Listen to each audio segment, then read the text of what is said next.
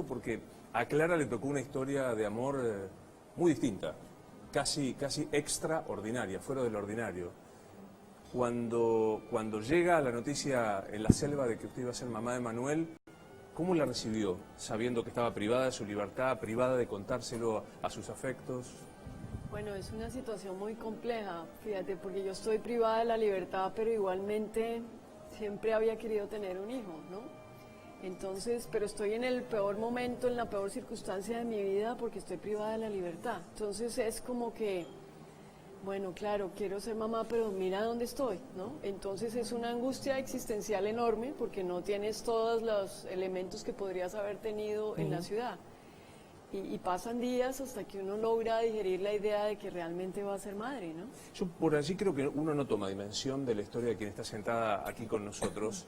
Clara Rojas es una abogada muy importante, trabajaba en la política, es tomada como prenda de demostración, como casi una represalia de la FARC por lo que iba sucediendo, las Fuerzas Armadas Revolucionarias de Colombia, y pasa 6 años de su vida. 6 años largos, duros, y bueno, yo ya ni quiero pensar en eso, porque es toda una tragedia, ¿no? Una frustración, y por eso hoy pues me gusta hablar del tiempo presente y del futuro, porque a veces queda uno que cuando vuelve hacia atrás queda como las estatuas de sal, ¿no? Ahí. Claro, y mirando hacia atrás, como usted dice, ya miró y ya sanó, ya pasó lo que tenía que pasar. Sí, yo creo que he venido haciendo un ejercicio muy fuerte, digamos, de perdón, desde el primer día que me liberan, y lo hice motivada por mi hijito, fíjate. Yo había tenido una niñez tranquila, relativamente, y dije, yo no puedo dejarle este lastre a mi hijo que todos los días oiga a una mamá pues amargada y con todo ese resentimiento. Yo no quiero, como usted muy bien dice, no quiero detenernos solo en el pasado porque tiene mucho para construir hacia el futuro, pero pensaba, ¿le pasa por la memoria el momento en que es secuestrada? ¿Recuerda? Claro. ¿Cómo fue? Muy nítidamente porque es un poco lo que dice Julio, ¿no? Hay cosas en la vida que quedan ahí y uno quisiera que no hubieran pasado quizá o que fueran de otra manera, ¿no? Nosotros simplemente estábamos en campaña política y fuimos a un sitio donde realmente había un riesgo enorme. Y bueno, ninguna de las dos asumió que eventualmente fuéramos a ser objeto de secuestro por miles de razones. Hablamos de Ingrid Betancourt y usted. De Ingrid Betancourt, claro. Y básicamente porque la semana anterior esto era una zona de distensión y la gente entraba y salía, como que no había riesgo. Yo estaba tranquila porque sabía que Ingrid había ido la semana anterior, ¿no? en una ronda que habían hecho de conversaciones, y ir nuevamente, digamos que era dentro del rol. Lo que nunca imaginé es que al acompañarla nosotros también fuéramos objeto de secuestro, ¿no? Y fue un asalto, digamos, un asalto, claro. Un comando que las tomaron a las dos presas. Sí, y es muy difícil porque en ese momento pues hubo forcejeo de armas, hubo unas bombas que saltaron, la sangre viene para acá, viene para allá, ¿no? El afán que te sacan rápidamente de la carretera. Sí, es un impacto muy fuerte, ¿no?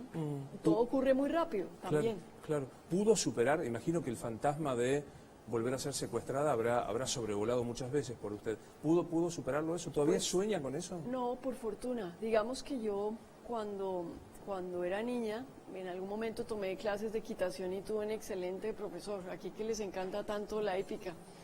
Y él me dijo, si en algún momento te caes del caballo, lo primero que tienes que hacer es volverte a subir porque si no le vas a tomar miedo por toda tu vida.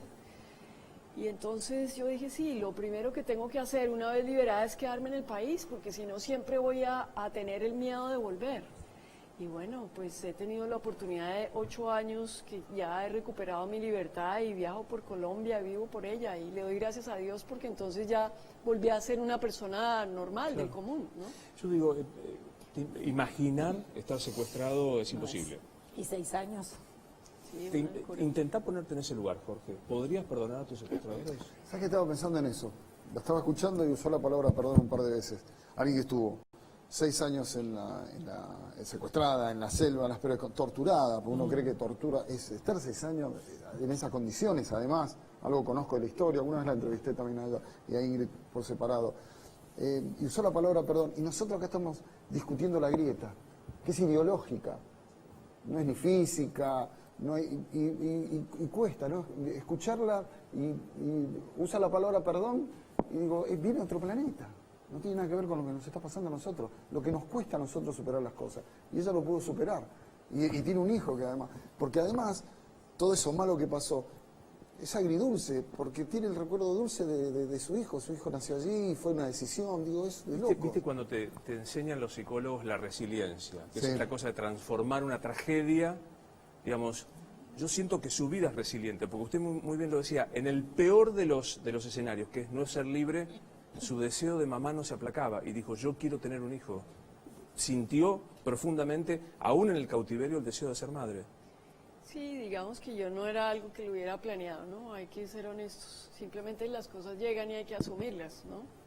Entonces, lo que yo no pensaba es que se fuera a dar en ese momento que realmente era muy difícil, ¿no?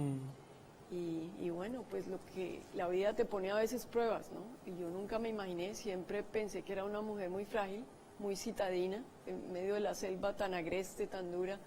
Y bueno, saqué restos de donde no los tenía para afrontar aquello y sobrevivir, ¿no? Que a lo último es lo más importante. Alguna vez la escuché y me emocionó mucho cuando usted contó cómo fue dar a luz en la selva. ¿Le molesta si se lo pregunto? Bueno, pues eso es muy doloroso porque fueron circunstancias muy precarias. Realmente es que no había ningún recurso y nosotros veníamos asediados, venía el ejército tratando de ubicarnos, ¿no? Porque es dos temas. Uno, estamos secuestradas, pero estábamos en medio del conflicto. Realmente nosotros éramos escudos humanos que las FARC usaban para contrarrestar el avance del ejército, ¿no? Y no solo era yo, mis compañeros eran alrededor de 60, entre militares, otros políticos y nosotras. Entonces, el ejército venía a buscarnos, ¿no? Y ya habíamos tenido varios operativos militares que desafortunadamente todo el mundo había perecido. Entonces, cada vez que oíamos los helicópteros, pues claro, eso era el susto y la angustia porque sabíamos que en cualquier momento podíamos perder la vida. Entonces son muchos factores, ¿no? Que si yo miro en retrospectiva y digo, Dios mío, ¿de dónde sacamos fuerzas para aguantar y Porque, soportar digamos, esto? Eran casi nómades, se tenían que mover todo el tiempo. todo el tiempo. O sea, no había una tienda, una choza, claro, una carpa que le permitiera guarecer. Y en las circunstancias más difíciles, ¿no? Si había que dormir en el piso, teníamos que bañarnos en el río, a veces no había comida, ¿no? Una situación muy precaria. ¿Cómo dio a luz? ¿Asistida por quién? Pues ahí lo que había era personas, ¿cómo se dice? Empíricos de la medicina, Claro. ¿sí? Que básicamente ellos también por razón del conflicto aprenden a atender a sus heridos, pero esto sin anestesia, esto sin quirófano, ¿no? Sin todo el instrumental que se necesita para hacer la limpieza y son circunstancias muy precarias. Y recuerdo que usted contaba que Manuel estaba complicado, como los chicos que por ahí están no preparados para nacer, y usted, como cualquier mujer, decía una cesárea. Sí, pues no, básicamente yo tenía una angustia enorme porque lo que quería era que me sacaran de allí, ¿no? Quería que viniera la Cruz Roja Internacional, quería que me llevaran a un hospital. Uno siempre guarda como el imaginario de lo que conoce, quería una ecografía, quería pues todo.